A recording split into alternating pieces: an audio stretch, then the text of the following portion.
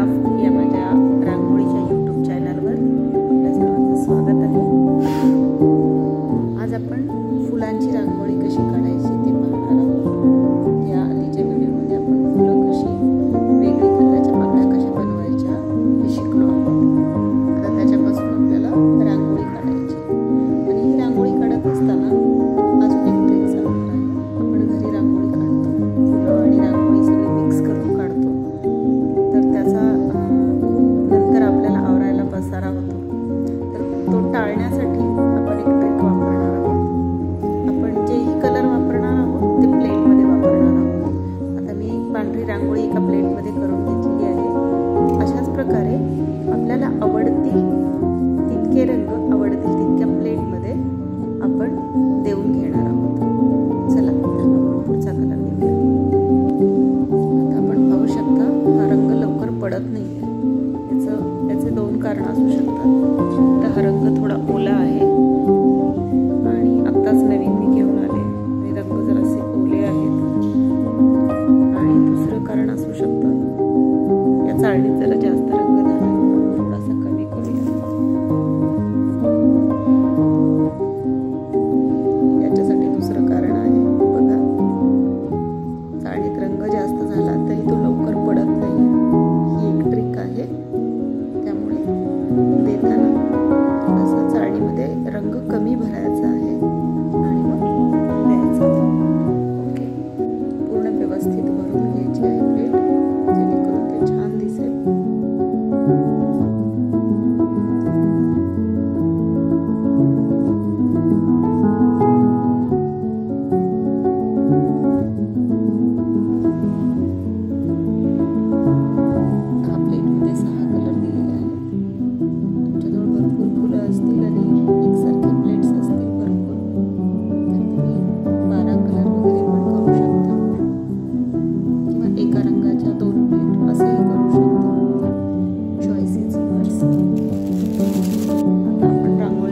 करणार आहोत।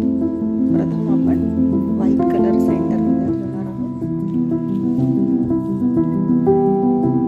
आणि आपण ही दिवाळीसाठी रांगोळी काढत आहोत, त्यामुळे लक्ष्मीची पावलं ही आलीच पाहिजेत।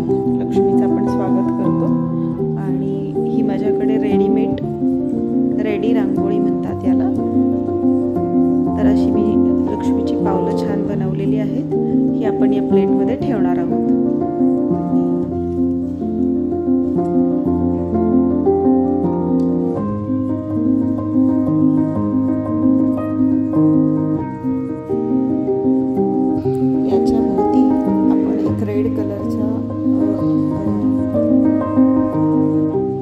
याच्यावरती आपण लाल रंगाच्या गुलाबाच्या पाकळ्या टाकून घेणार आहोत।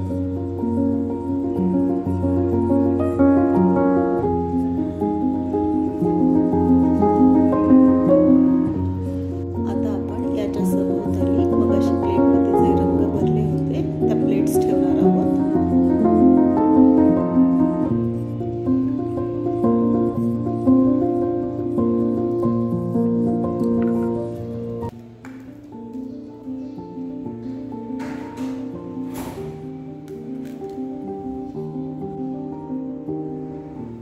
रांगोळीच्या प्लेट मी आधी जरा जवळ ठेवल्या होत्या, थोडंसं अंतर जरा लांबवलं आहे, वाढवलं आहे। या प्लेटचा अजून एक फायदा होतो की आपल्याला जरा अरेंजमेंट बदलायची असेल किंवा आपण कलर्स चेंज करायचे असतील तर हे पटकन इझिली करू शकतो। आता आपण मध्ये फुलांची रांगोळी सुरू करणार आहोत।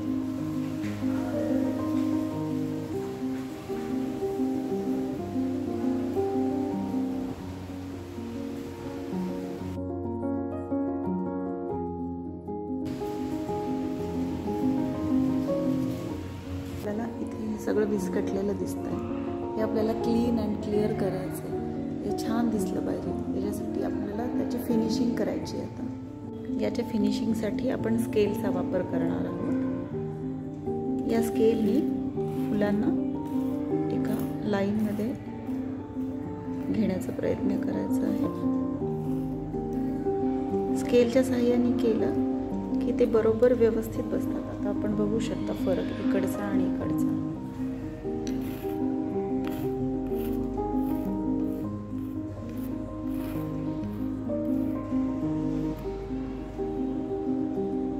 आलं लक्षात? अशा प्रकारे आपल्याला पूर्ण रांगोळीची फिनिशिंग करून घ्यायची आहे. आता आपली पूर्ण फिनिशिंग ऑरेंज कलरची झालेली आहे. आता ऑरेंज कलरच्या बाजूने आपण पिवळ्या रंगाची एक लाईन काढणार आहोत आणि याला परत आपल्याला काय करायचं आहे की फिनिश करायचं आहे. तर मी तुम्हाला एक करून दाखवते. परत आपण स्केल घेतलेली आहे आणि स्केलच्या साहाय्याने आपण याला ऑरेंज कलरच्या जवळ नेणार आहोत. सुरुवातीला टाकताना आपण जरा दूर टाकलेलं आहे फुलं आणि नंतर आपण त्याला थोडंसं जवळ नेणार आहोत. प्रत्येक गोष्टीचा थोडासा अंदाज घेत करायचा आहे. एकसारखी शक्यतो लाईन येऊ देण्याचा प्रयत्न करायचा आहे. बघू शकता आपण अशाच प्रकारे पूर्ण रांगोळीला येलो कलरची एक बॉर्डर देऊन घ्यायची आहे. येलो कलरची फिनिशिंग झाल्यानंतर आपली रांगोळी अशी दिसत आहे.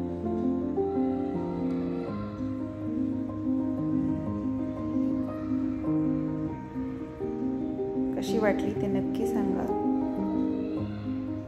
चौकोनी प्लेट असल्यामुळे आणि कॉर्नर्स असं ठेवल्यामुळे चांदणी तयार झालेली आहे. ही रांगोळी तुम्हाला कशी वाटली हे नक्की कमेंटमध्ये सांगा. लाईक, शेअर अँड सबस्क्राईब करा. ज्यांना रांगोळीची आवड आहे त्यांच्यापर्यंत हा व्हिडिओ नक्की पोहोचवा, त्यांना उपयोगात येईल. या प्लेट्स ठेवलेल्या आहेत ना, याच्यामध्ये तुम्ही दिवे लावू शकता किंवा अजून एखादी डेकोरेटिव्ह वस्तू तुमच्याकडे असेल तर ती ठेवू शकता. आत्ता मी बेसिक रांगोळी तुम्हाला दाखवलेली आहे.